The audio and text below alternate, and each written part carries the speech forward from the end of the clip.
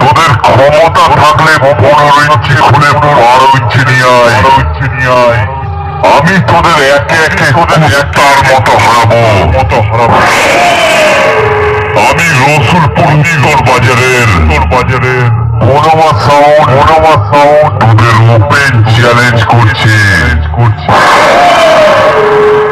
পারলে 15 ইঞ্চি খুলে 12 ইঞ্চি নিয়ে আয়।